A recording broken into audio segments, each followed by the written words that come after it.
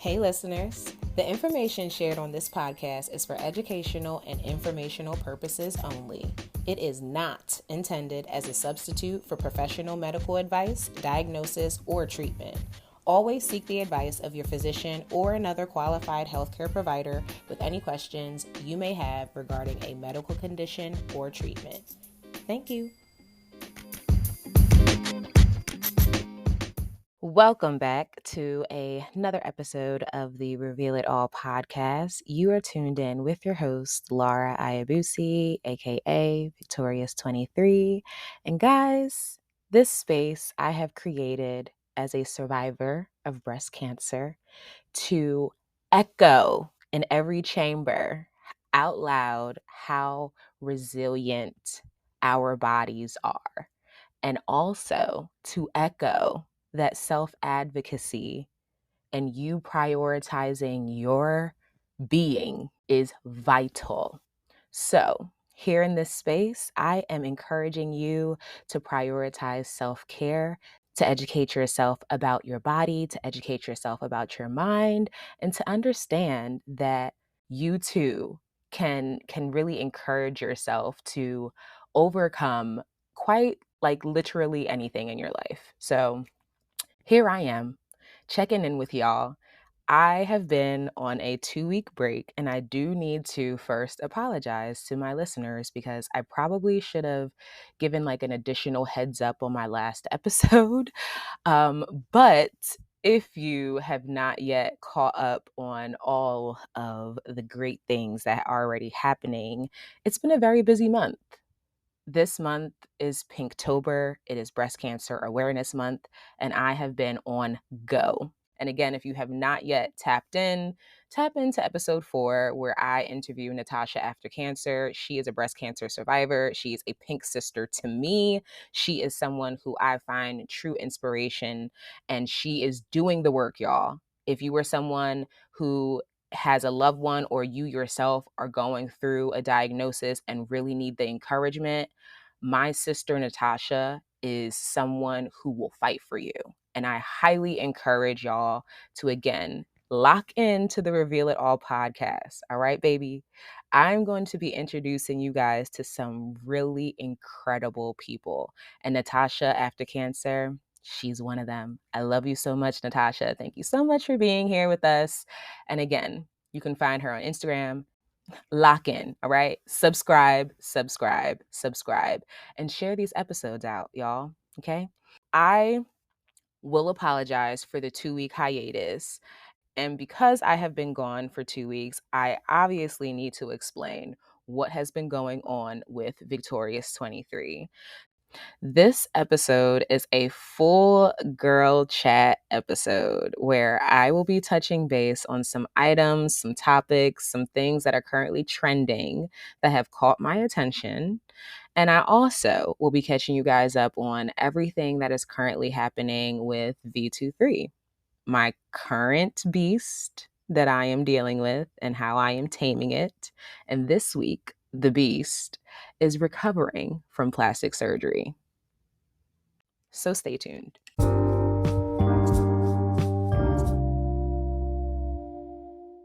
And if you have been following along, if you haven't, I encourage you to go and listen to episode 1, maybe jump to episode 3 and 4, and then come back here. But I have already shared with y'all that yours truly is a survivor. She is doing her ting right now.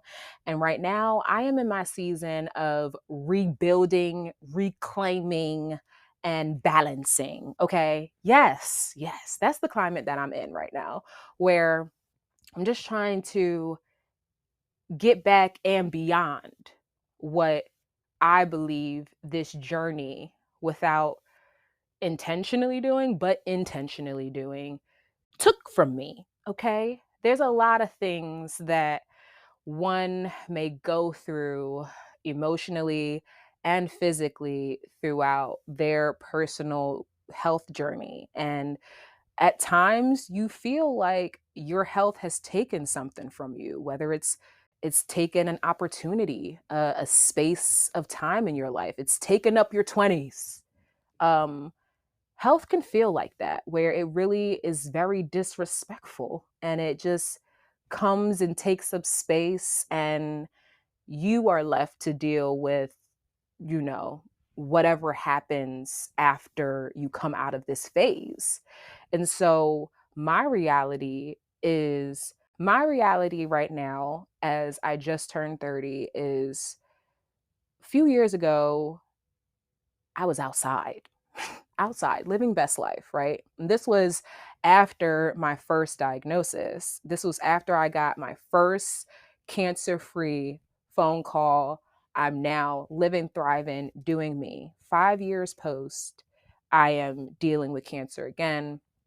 And it puts me in a position to have to be still, to have to fight again. And it puts me now in this position in my early 30s where I'm like, life is so precious, it's so valuable, and I don't have anyone else's time but my time.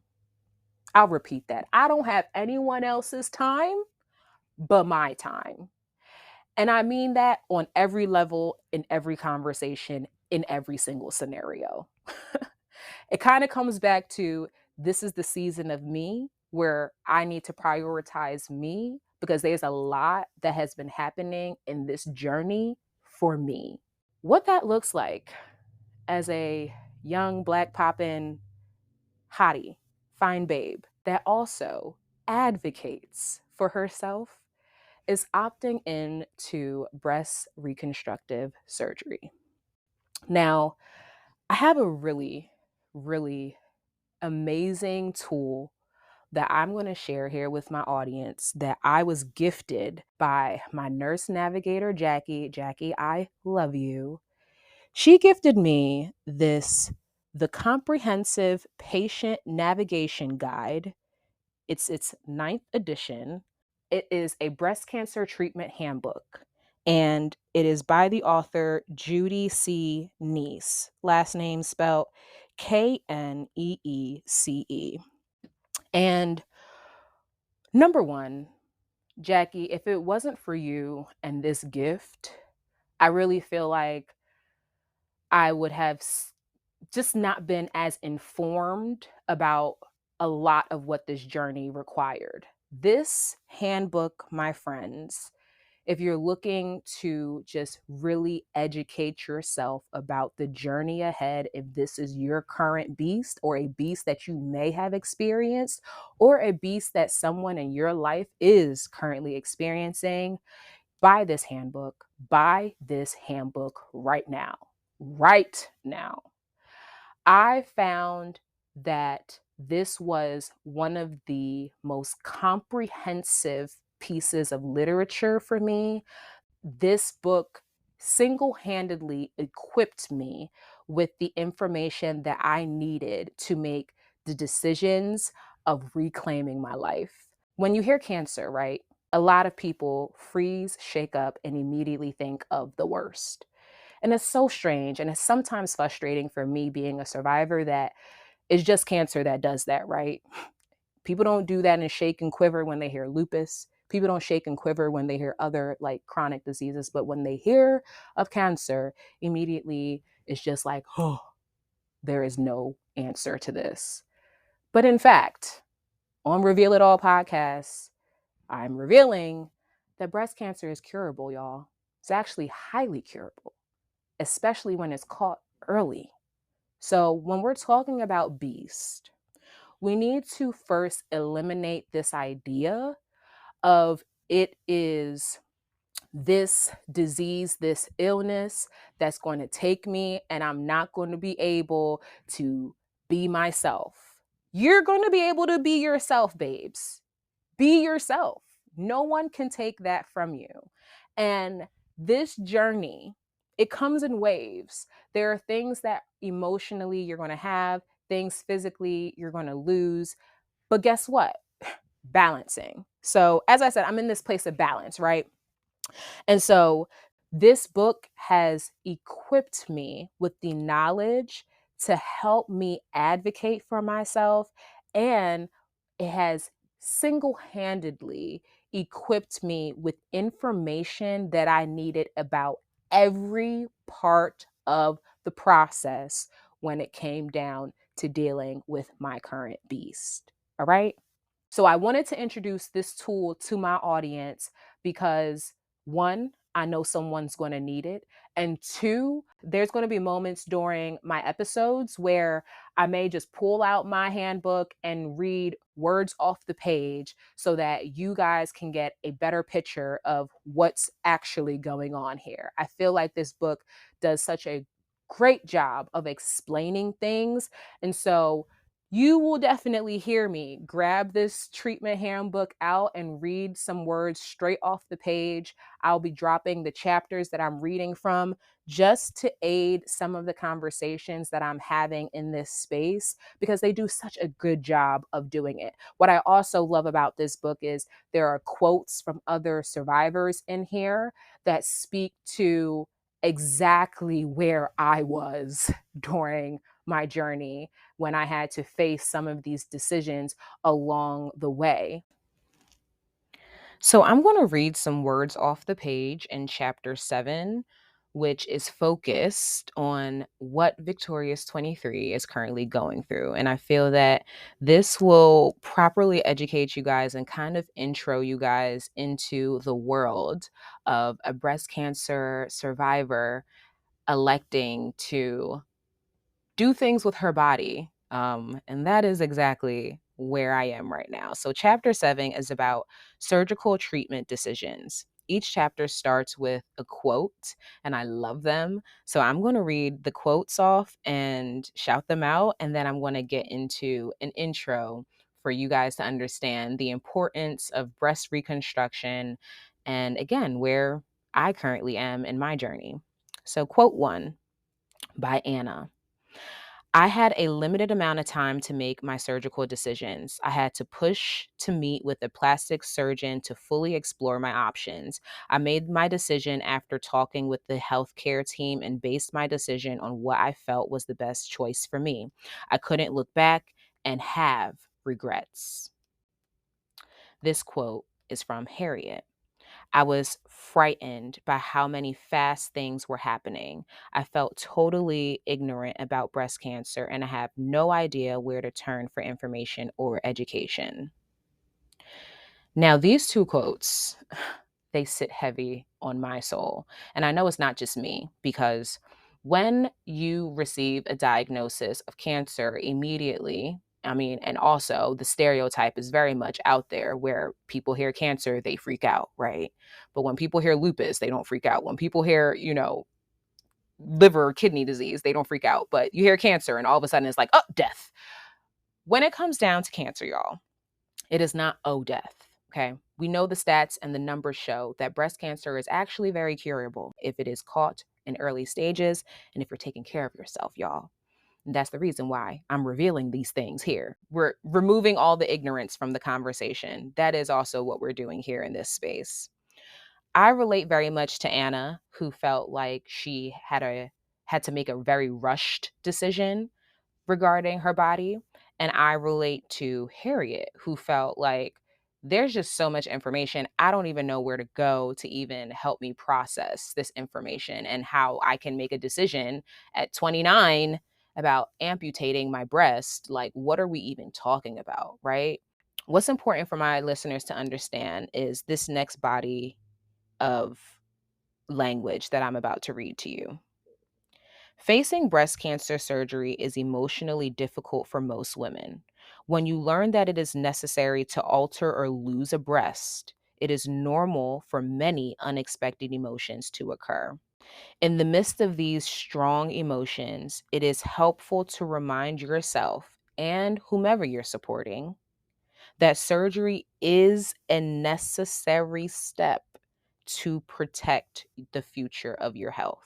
Breast cancer will continue to grow, divide, and move to other parts of the body, y'all, if it is not removed. The goal of surgery is to stop that process, and surgery, although it might be difficult to accept, is a vital step in reclaiming your health. I think that this paragraph explains it beautifully for those that are going through this journey, for those that are helping a loved one through this journey.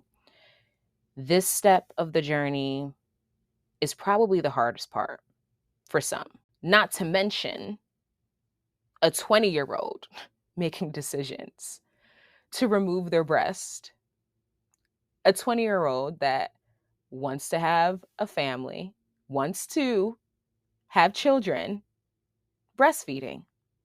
What are we talking about? What are we doing? Like, making decisions at 20 to amputate your breast is an insane position to be in. But Victoria's 23, yours truly, had to make those surgical decisions.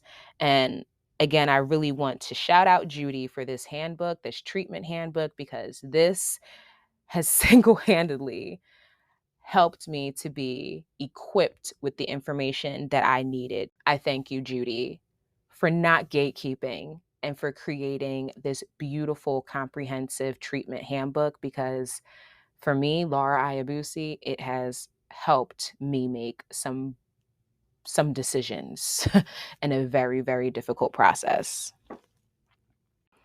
Chapter 8, Reconstructive Surgery. The quote is from Lisa. When I studied my reconstruction options after bilateral mastectomies, which is a amputation of both breasts, y'all, I decided that immediately reconstruction with breast implants was my choice. I went regularly for expander pump up sessions and eventually had my final implants placed, followed by nipple reconstruction and areola tattooing. Reconstruction helped restore the confidence mastectomy had taken away from me. Women diagnosed with breast cancer are confronted with many decisions about their care. For women planning mastectomies, the decision whether or not to have breast reconstruction to restore their body image is a major decision. For the majority of women, losing a breast causes a lower perception of body image. The good news is that even though you are losing a breast to surgery, you have the option to restore your body image through breast reconstruction. Breast reconstruction has made a big difference for many women who have undergone breast cancer surgery. Some women choose to have immediate reconstruction to maintain their feminine silhouette and alleviate the necessity of wearing a prosthetic. Other women prefer to wait until all of their cancer treatment is completed to have their breasts reconstructed. Side note, in my personal testimony, I opted in to have kind of immediate reconstruction. And this being something I was able to do because I was able to get my pathology report back from my mastectomy. Once they remove all the tissue in that procedure, they're examining the tissue to make sure that there are no more cancer cells left. And once you get the report that there is no more cancer cells, you can move forward with the continued reconstruction. So I didn't need to wait and be in expanders longer than a month before I was ready to move forward with my reconstruction surgery. So my personal journey and my personal beast is I went pretty quickly into my reconstruction. I didn't need to stay flat or stay in expanders for a long period of time. And this is just some extra juice for my listeners because I love y'all. My doctors also stated this, and I believe that this is quite true, that when you have the option to go into a reconstruction kind of quickly, and here's a gem that I stand on that I received from one of my doctors that I love very dearly. Dr. Mo told me, if I have the option to do reconstruction immediately after my mastectomy, do it, because it's best to do everything all at once versus allowing your body to heal and then now you're trying to do all this extra work. So I elected into my reconstruction pretty soon. The decision to have breast reconstruction requires a lot of personal thought, research, and discussion. Remember, Part of gaining control over your cancer is understanding the options that are available to you and choosing those that best meet your needs. The time to make the decision about immediate reconstruction surgery is short, and there are many types of procedures to consider. Making a decision at this time may seem overwhelming. However, it is an important decision to evaluate carefully. Only after getting all the facts, you can make a fully informed decision. Okay, so in chapter 8, I love this. They list out advantages and disadvantages of breast reconstruction. So here are 5 advantages of breast reconstruction. Restores your feminine body image. Eliminates need to purchase and wear a prosthetic or special bra. Allows you to wear any clothing, including swimsuits and low cut attire. Eliminates the daily reminder of breast surgery by not having to wear a prosthetic. Increases the psychological adjustment to breast surgery for most women. And some disadvantages that are listed here: increases surgical pain and recovery time.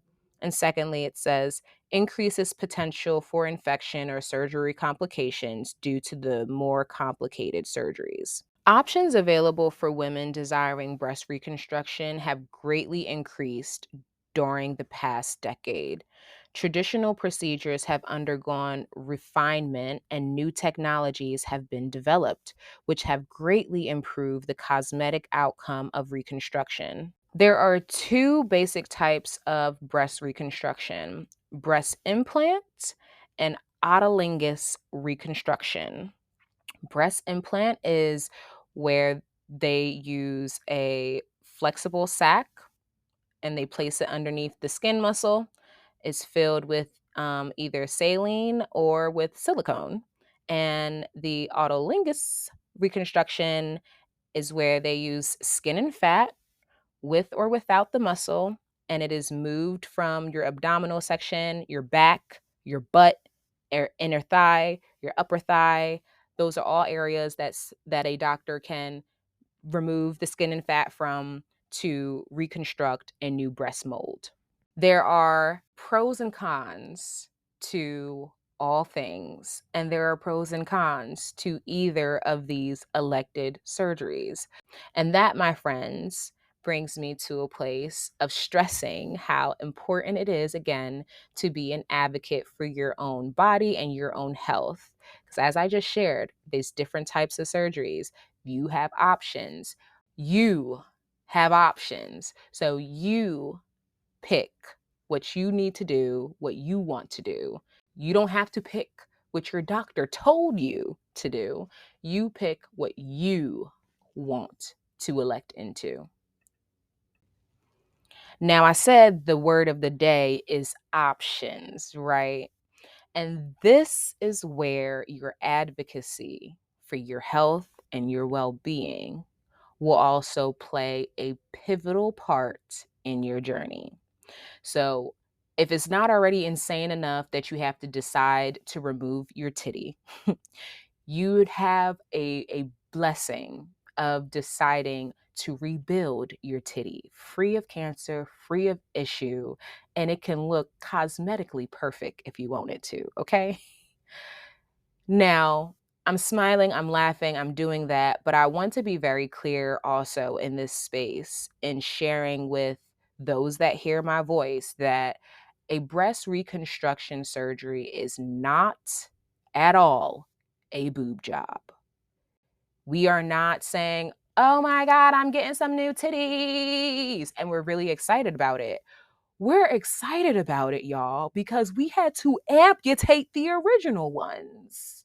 So when you see a survivor happy that she got her boobs done, it's not even really a boob done conversation. It's I got this rebuilt because I had to lose it.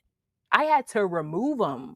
Like, it's a thank God that things have advanced so far that I have this option to regain something.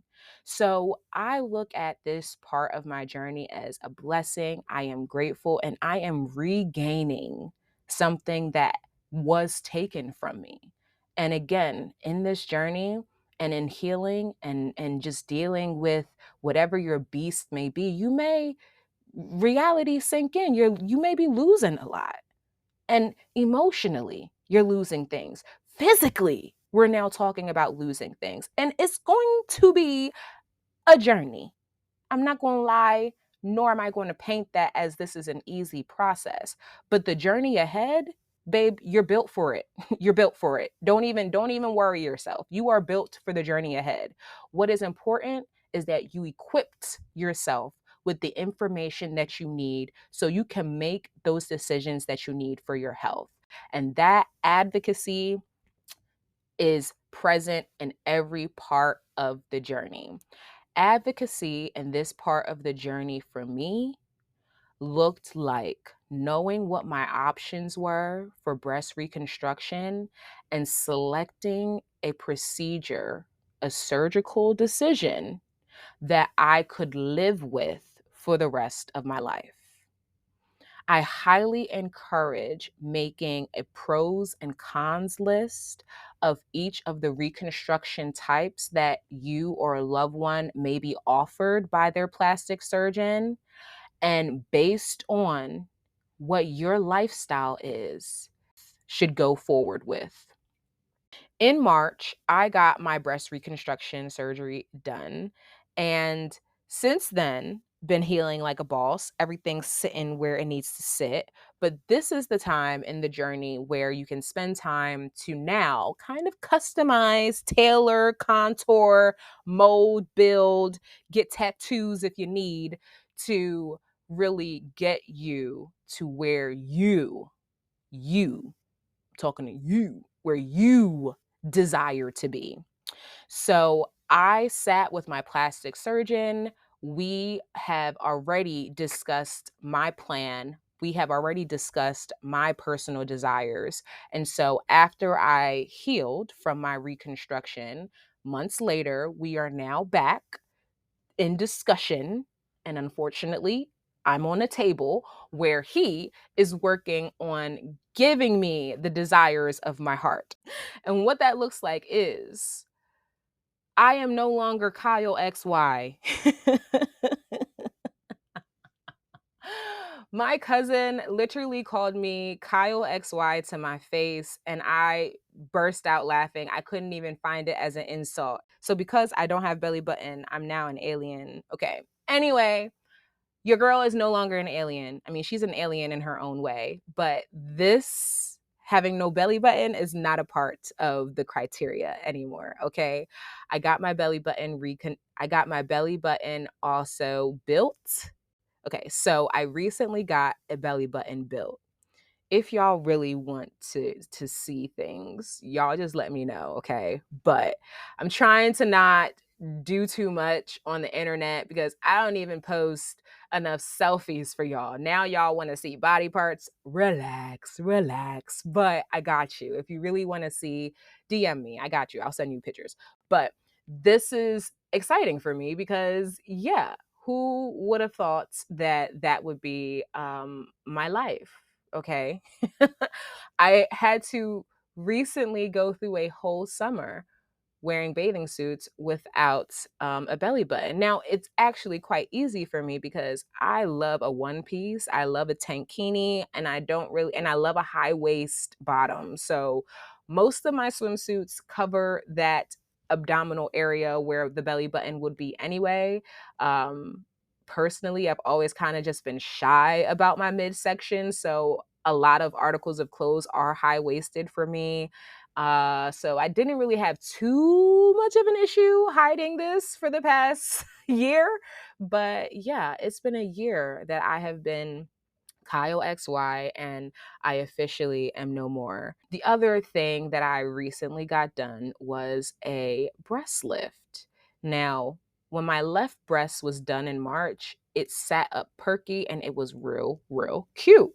Now, my right side, as I shared, has dealt with over 20 years of gravity. Okay. So, gravity, rude, very rude, very rude.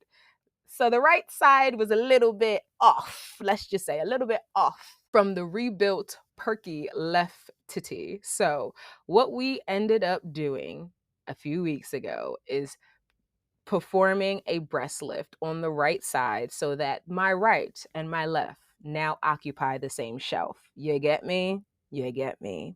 So shout out to my doctor, my plastic surgeon. Again, my relationship with my plastic surgeon is really, really solid. And it was a very important decision in my health journey to find someone who I felt comfortable with.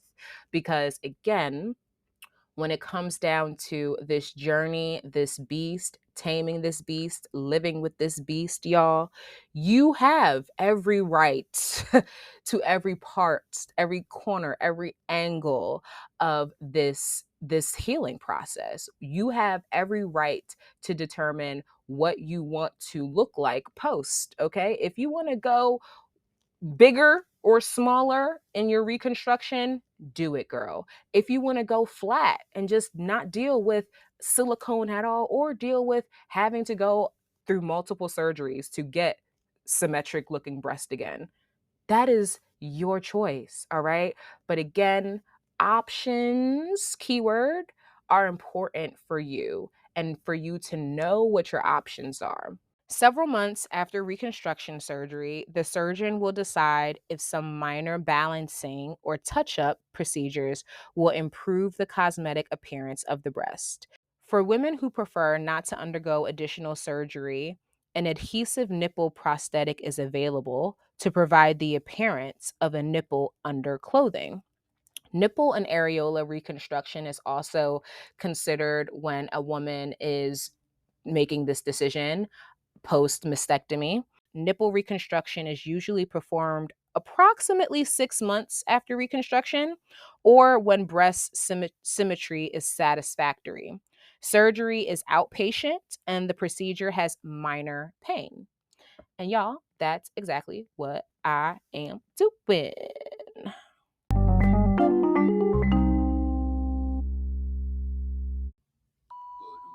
The Earth's temperature is getting hotter and hotter. The sea levels are rising. The ice sheets are shrinking. And I'm not a scientist, but I do believe everyone can use their skill set to do their part. That's why I'm introducing a brand new bra with a built-in nipple. So no matter how hot it is, you'll always look cold. Some days are hard, but these nipples are harder. And unlike the icebergs, these aren't going anywhere. The Skims Ultimate Nipple Bra. While minding my own business, y'all, I ended up stumbling across Skims' most recent promoted item, which launches October 31st, Halloween Day. They are releasing the Ultimate Nipple Bra, and I'm just going to read under this caption right here.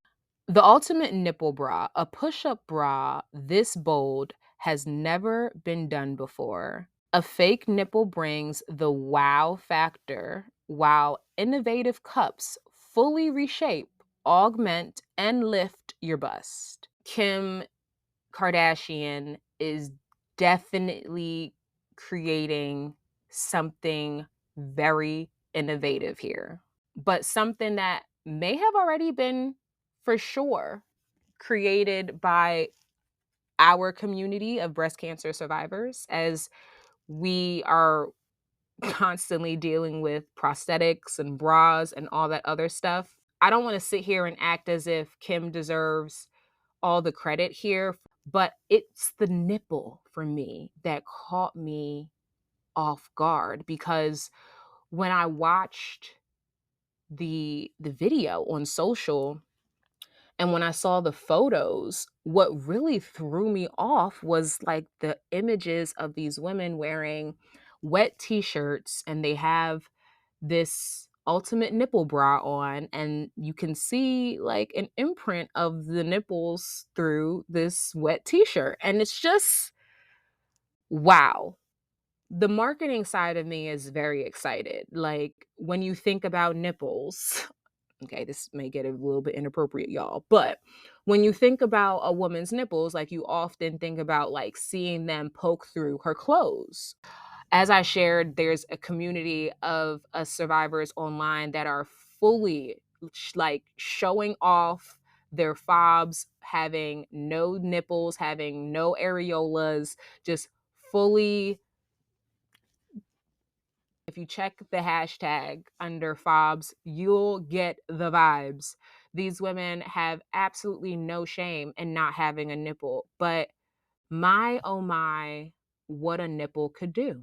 When I started to look at the marketing for this ultimate nipple bra, I think that to me personally is more than just showing off a nipple through a wet white t-shirt.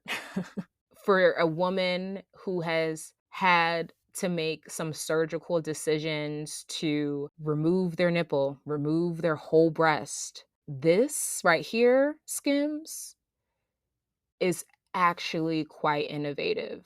This could, in its own way, without having to do any additional surgery for nipple reconstruction, having to wear prosthetics and things of that nature, it gives you the illusion. And so Skims has now given us an additional product that can aid with the illusion. Ah! Wow. Skims, if you're looking for any ambassadors, this breast cancer survivor will be happy to give a very solid review of what this bra is and how it can be worn.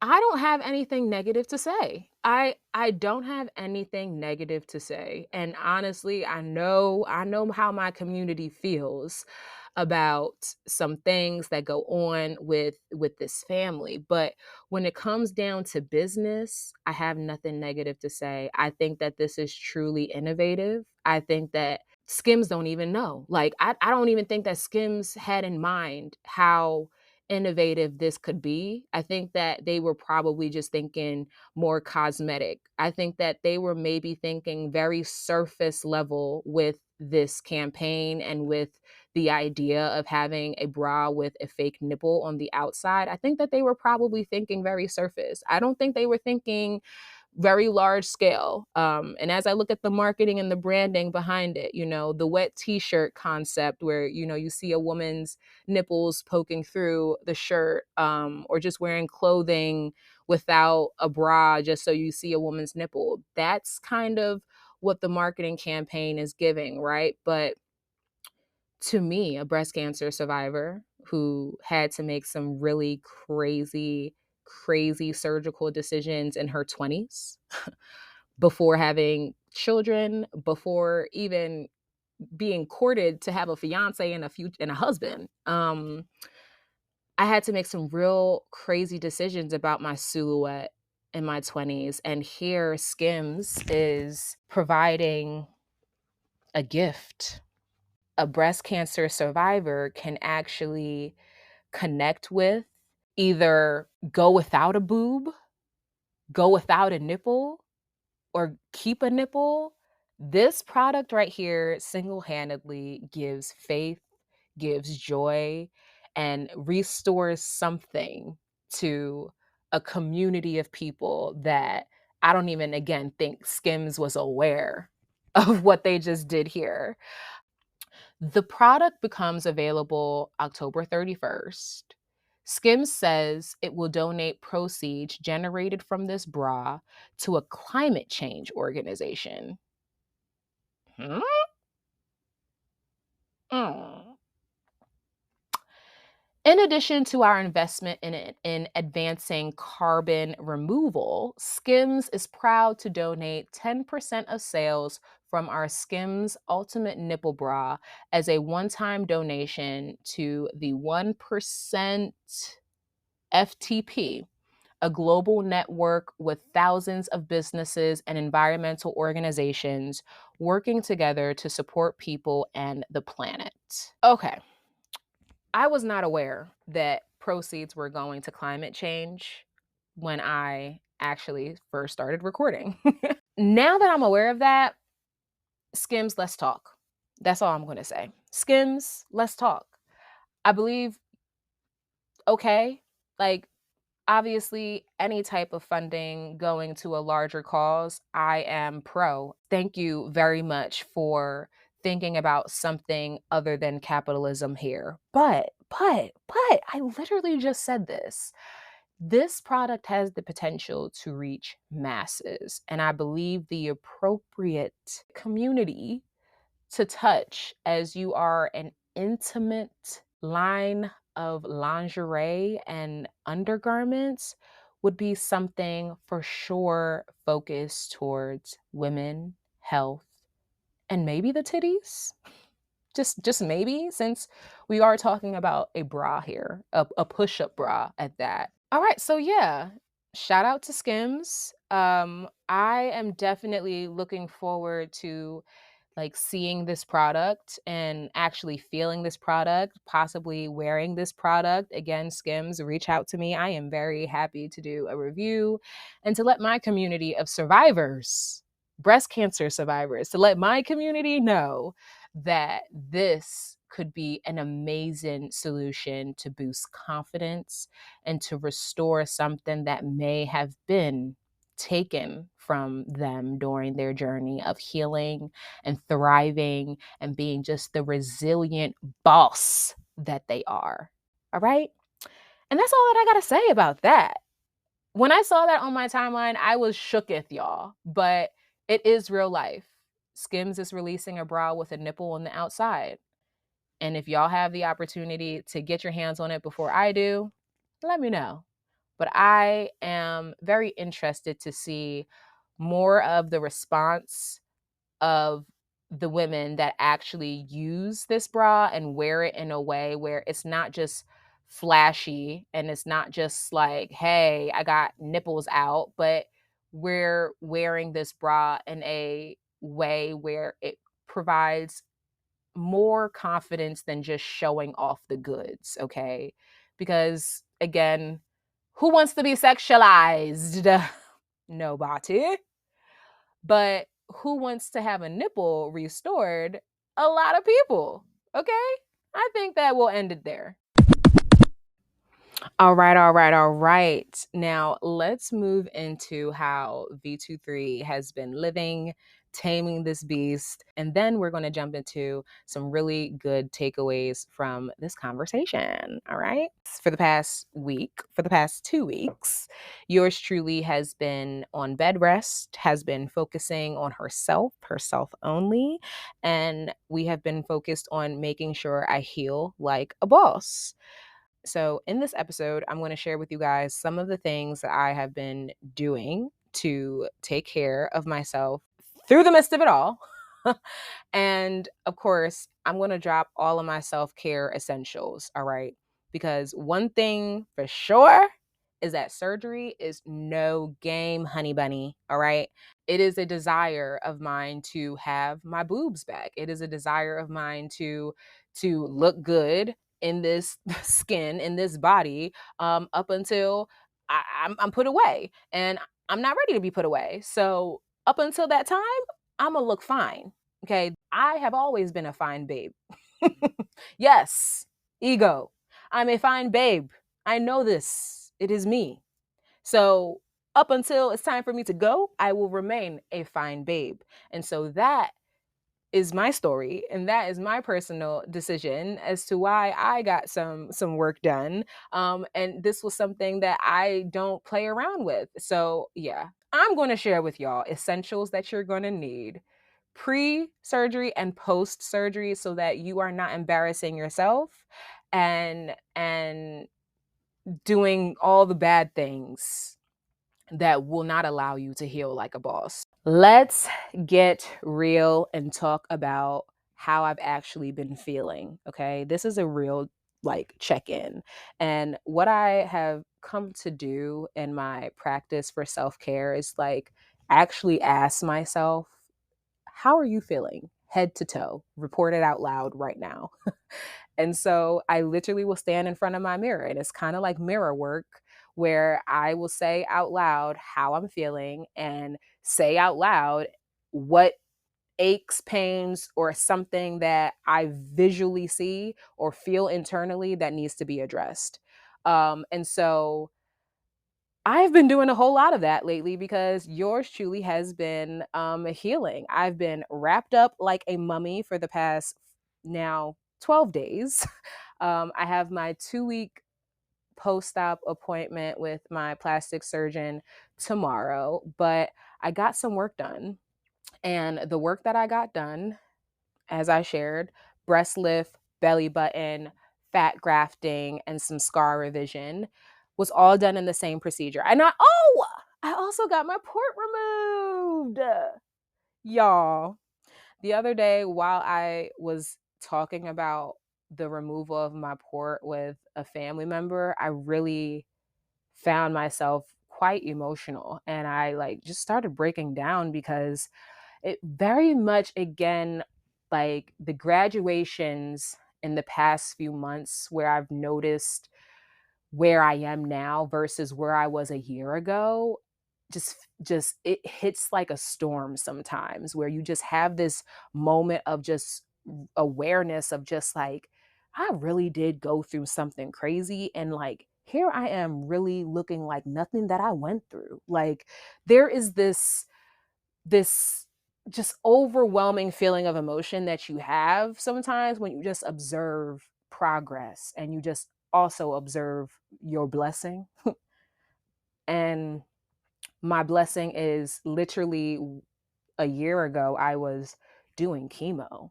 And a year later, I'm now removing the port that they placed in my body so that I could be doing chemo. Like I remember the moment when I needed to get my port placed in my body. And that was in the same month that I had just started IVF, trying to save my eggs and embryos for possible like family planning in the future. Like I just remember my mind was everywhere and everything is happening so fast all at once. Everything's happening all at once. And so you are feeling all over the place and you're feeling like you may not be in control, but I'm going to share in this episode a number of things that you can do to make sure that you are in control of your journey and you understand where you take full control of the journey.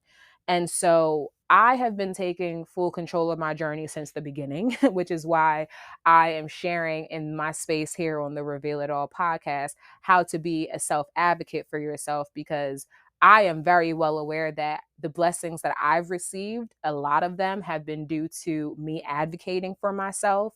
And I want the same for my fellows. Like I want the same for anyone else that's going through this, because you deserve the best quality for your life. Just say that out loud. You deserve the best quality for your life. And that is what I stand on. And I want that for you. And so when I am talking about this stuff and it may seem a little heavy, I really, at the end of the day, want for anyone that hears my voice to understand that if I can do it, you can do it. Like I am someone who I really believe in myself. I know my value and I understand my worth. And I'd also go through days when I challenge myself and I don't know what's going on and I feel like someone else can do a better job and I suffer with imposter syndrome and all of that. Like very human. That is me. But the reality is, everybody, if you believe in your spirit that you can do hard things, you're going to be able to do hard things. I don't know how I got to this topic, but it definitely is a moment where I really evaluate true self love in that moment, because life is happening around you. But how are you? How are you feeling today? Like, how can you pour into anything if you yourself are not even identifying what is going wrong? So, the past few days, I've been doing a lot of mirror work. And if I'm to check in with y'all today, 10 weeks post surgery, I feel incredible. After I finish recording, I'm actually going to go for a good old walk and then I'm going to have some lunch. Probably going to do a nice little salad and some fish. There also is some beans that my mom made over the weekend. They're fire. Might get some beans also on the menu. But I'm feeling really good. I don't feel sore. I don't feel achy. I don't feel any of those things. And I'm addressing that because I've been MIA because I recently had some work done. Yes. I did address that I was getting some work done in my previous episodes, but I may not have done a really great job of reminding y'all that these things were coming up. So, yeah, sorry for that 2 week break, but here I am back again, apologizing, accept it, and we move. And my check in with y'all today is like, I feel really good. Energy's up. I don't feel sore. I don't feel achy. I was able to kind of lay flat last night because I've just been in a reclined like state, kind of sitting up for the past 10 plus days because of my most recent augmentations on my boobies. But I'm feeling really good. I don't have any aches, no pains. And I have not had to take any painkillers for over a week now. So that right there is a huge praise report. Yeah, really happy about that. So the first few days, I did take some note. It was a little rough, y'all. It was a little rough. So the first few days after surgery was a little rough. And I want to be very honest with my listeners here and kind of like share some of the things that I went through. But again, understand everybody's body is different. Everyone heals and goes through things differently, but this is my personal journey. So I'm glad to say I haven't had to take any painkillers in over a week now. And I actually didn't need to take a lot of painkillers at all with my augmentations. I feel that I probably took the prescribed, like, I think it was an opioid, tramadol, something like that. I didn't even need to take that. Now, here's the gem, okay? If you are someone that has gone through any type of health situation and you've had any type of abdominal work done, you know for a fact that any type of bloating, constipation is definitely a demon. It is a demon, and we want to completely remove it from the scene. So, you want to make sure that you have your prescriptions like a softener, a stool softener, hun, if in fact you're taking that strong painkiller, because a binder is going to bind you up. And if you have any type of abdominal surgery, you know for a fact you don't want any pressure, no pressure in the abdominal area. You want to be able to go and release yourself very easily, like no force. So if that's a little bit too much TMI, sorry about that, but that's the reality of how this body needs to be going and flowing in your recovery post surgery. So, definitely going to just share with y'all the first few days are going to be a little bit rough, especially me coming out of anesthesia. I've taken anesthesia very well in the past. It was performed in, they say, outpatient, but I was feeling very much like I was in a hospital setting. Like I still needed to check in at like 7 in the morning. I still had to just like, sit around and, all the screenings. But I was put under anesthesia in this outpatient procedure for the following things that I got done. And I did get a lot done. So I'm very happy that I was under.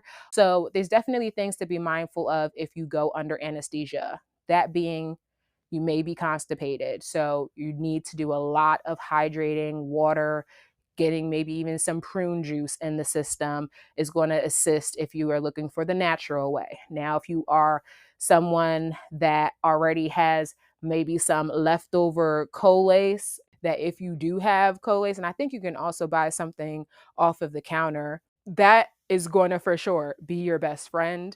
Get some Colace in your life.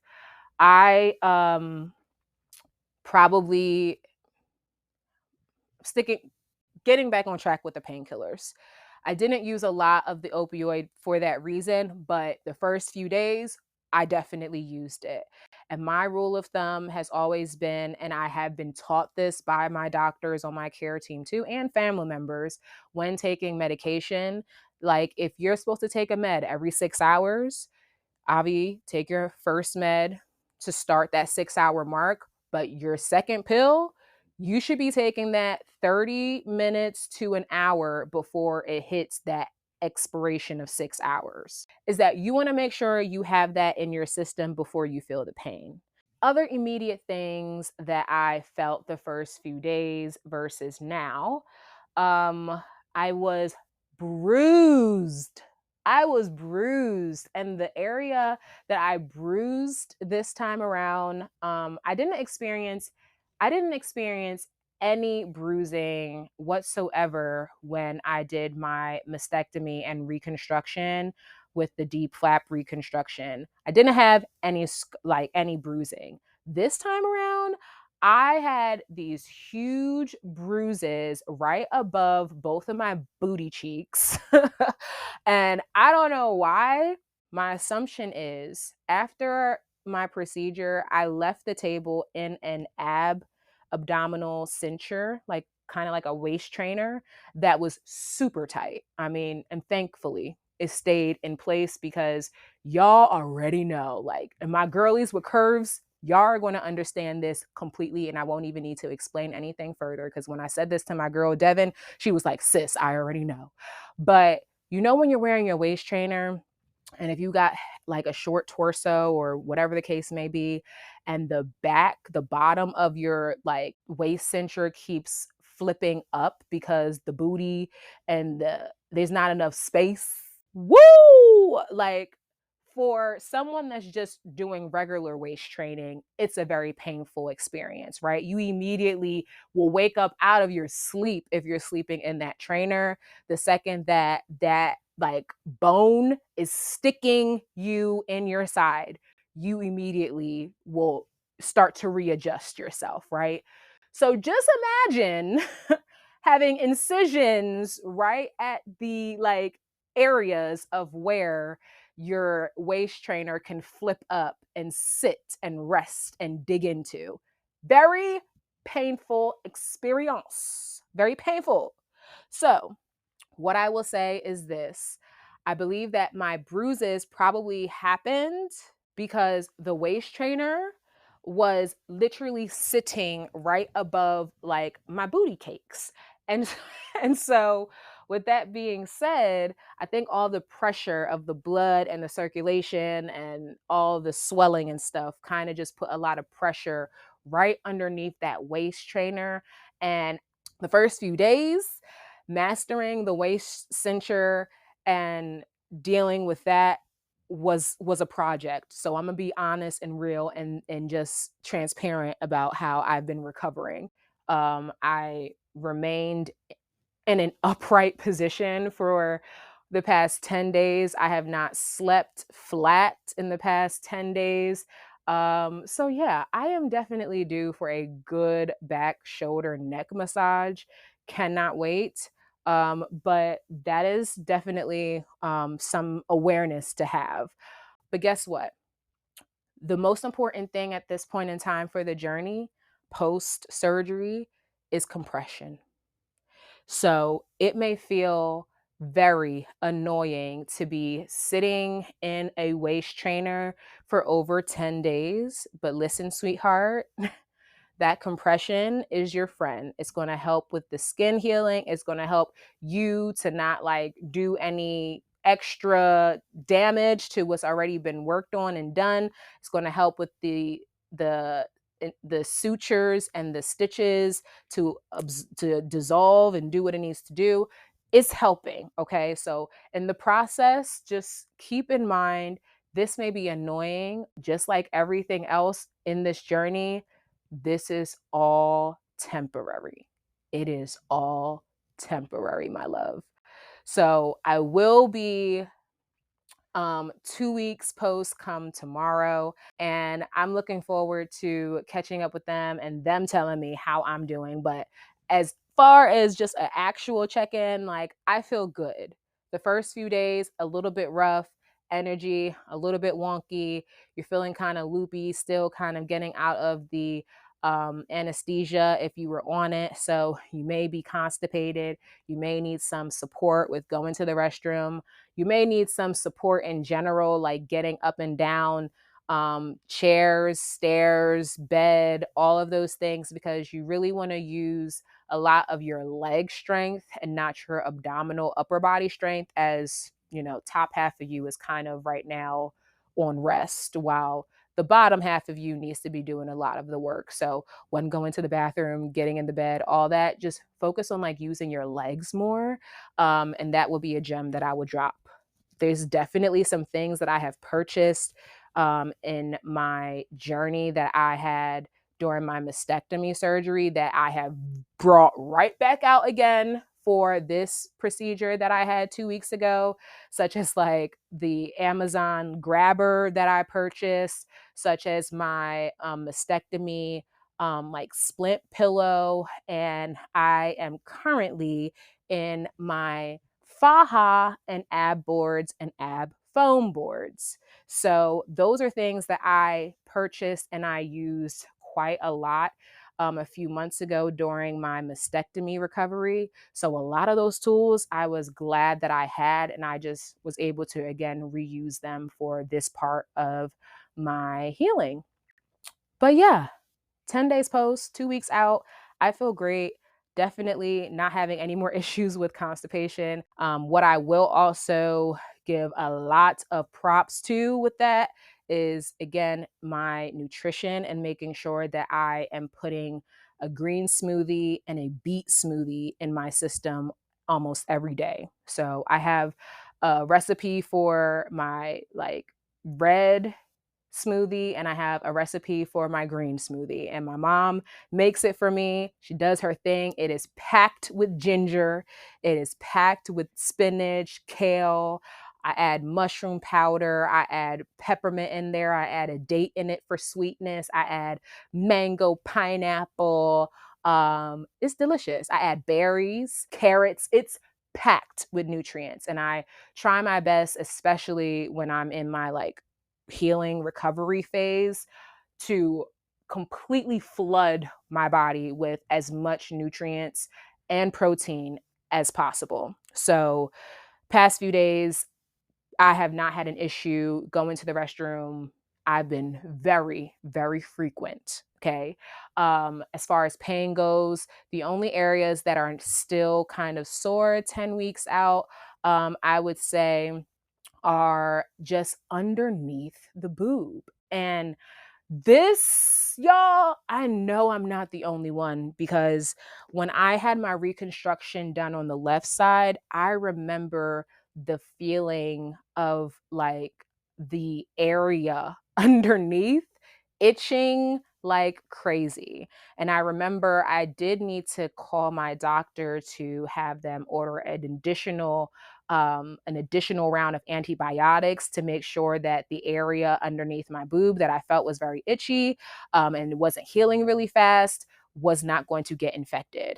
Thankfully, I did not experience any infections, but after I had my augmentations last week and in the past few days, I've been feeling that same exact sensation on my right side because I had a breast lift. The incision is right down the middle from my areola to the bottom of my titty underneath it. And then it's like a smile, right?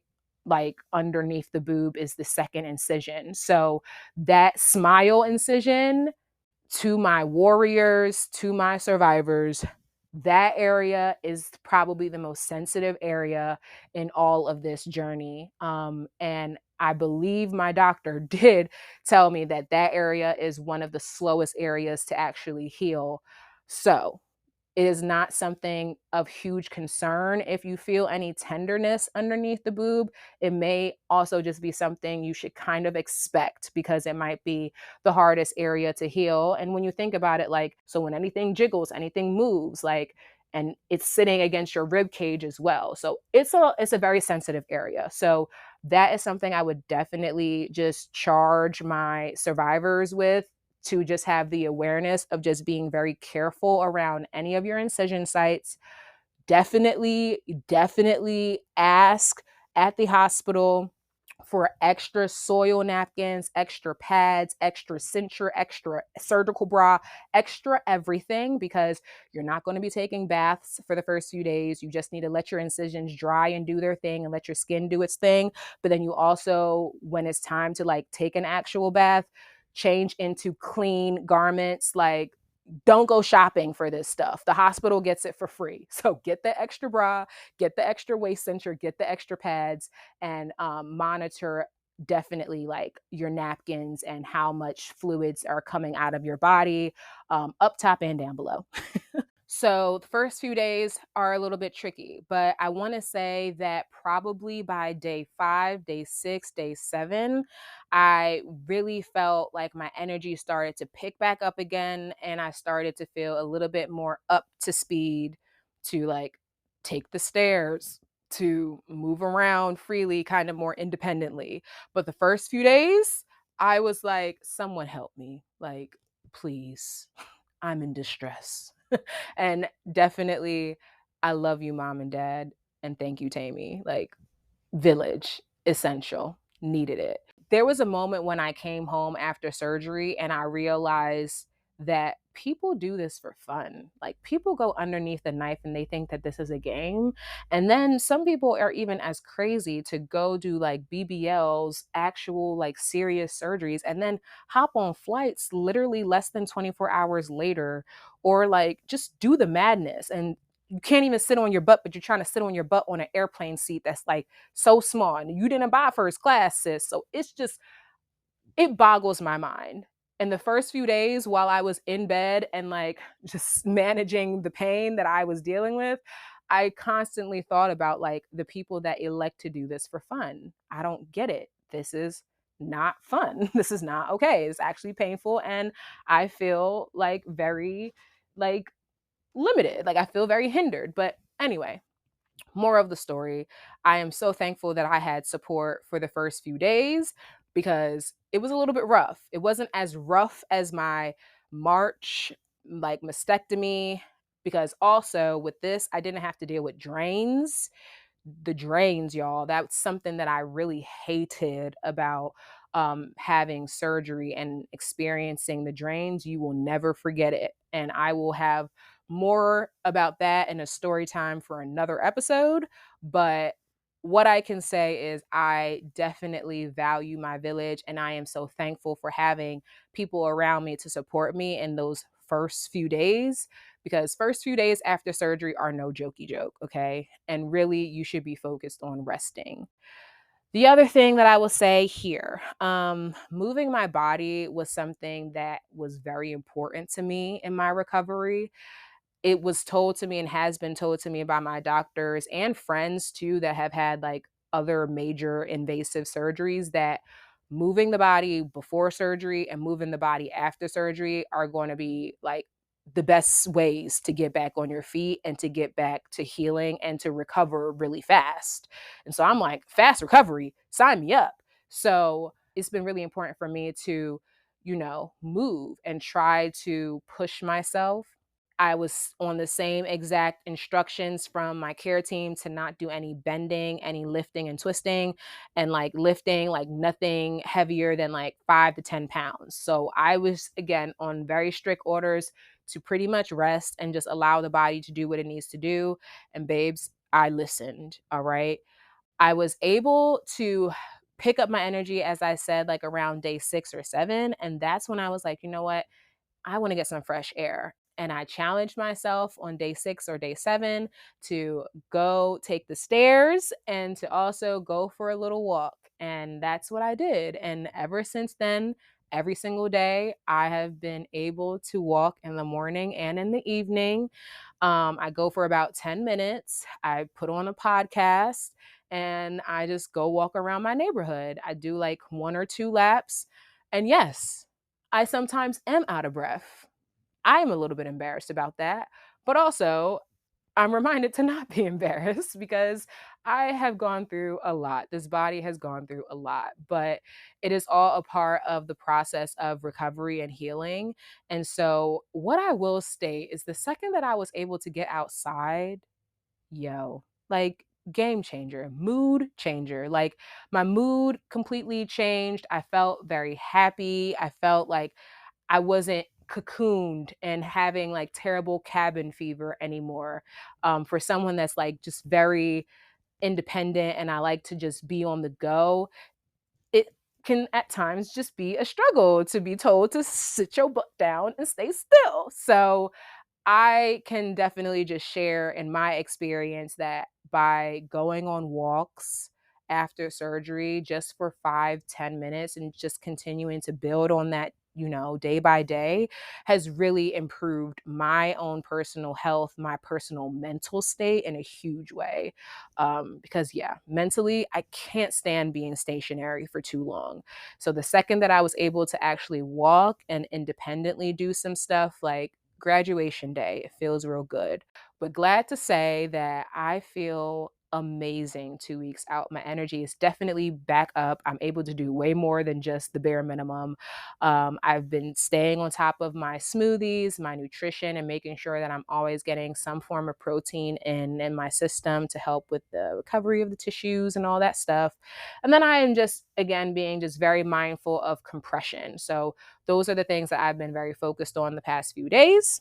And I will share with you later on this episode some important tools, gems, things to definitely stay on top of to have a great recovery. And I want to end this episode with sharing that choosing breast reconstruction as a survivor is definitely a very individual decision. It wasn't until I actually went onto TikTok and started to go underneath the hashtag of some of the terms and things that we use in this community of survivors where I learned of FOOBS, fake boobs, basically. And it's a whole movement of women very, very proud, very, very, very, very proud about having their reconstruction option of implants. There's women that I have now seen through social media that are completely flexing the fact that they don't have a nipple, no more nipple. Like we had a hashtag a few years ago, hashtag free the nip. Now they're like hashtag no nipple. Like Kevin Hart, you thought it was a joke. She ain't had no nipple. Like, no, like there's women that are totally cool without having no nipple. Like we have complete, like us cancer survivors, us breasties have completely reclaimed she ain't got no nipple. Like we have completely reclaimed that. There is such power, my friends, in just loving yourself.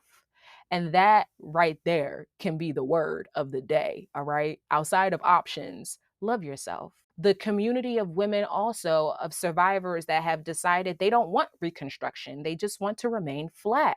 It's an outstanding number of women that have decided to do that, whether it's because of the times that they grew up in. I've met survivors that are in their 50s and 60s and they're just like, I didn't have that option, whether it was insurance didn't pay for it, it was just way too expensive to do reconstruction, or like I just don't care to have any more surgery, my friend. Like I've gone through a lot in this body. Me and her are one. We are healed. Cancer is no more a part of our story. We're good. And I respect that too. For me, I wanted the desires of my silhouette back. I made a very personal decision to move forward with breast reconstruction and getting my left breast done, and also making my right breast just as symmetric as the new rebuilt left breast. I have so much joy in my heart and my spirit that has been definitely poured back into me since this journey, since having to make this decision. And it's a huge decision. I really want for those that have to make this decision too to like allow yourself to feel again in all of this. Allow yourself to feel. And what I would encourage you to do is just to carefully consider all of your reconstruction options. So, carefully consider your options of reconstruction while keeping in mind focusing on this question here: how do I want my body to look a year from now? Survivor, thriver, you deserve every opportunity to feel completely whole again. And that is what your girl, Victorious 23, is over here doing. We are reclaiming it all. A diagnosis took something, but guess what? I am bigger than that. I can regain things. Yeah, just bigger than that.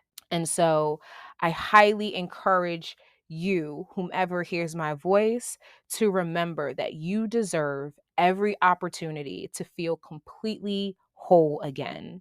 But one thing that I can say that I have no regrets about is seizing the opportunity that I had again to restore my body, my image, and restore my confidence. And so, y'all, that's the end of this week's Girl Chat Kiki. Everything is good. And again, I just feel very grateful in this moment in my life to have these options, because not everybody has these options, y'all. Not everybody had these options like a few years ago. And so I'm seizing the opportunity to restore my body and to restore my confidence back.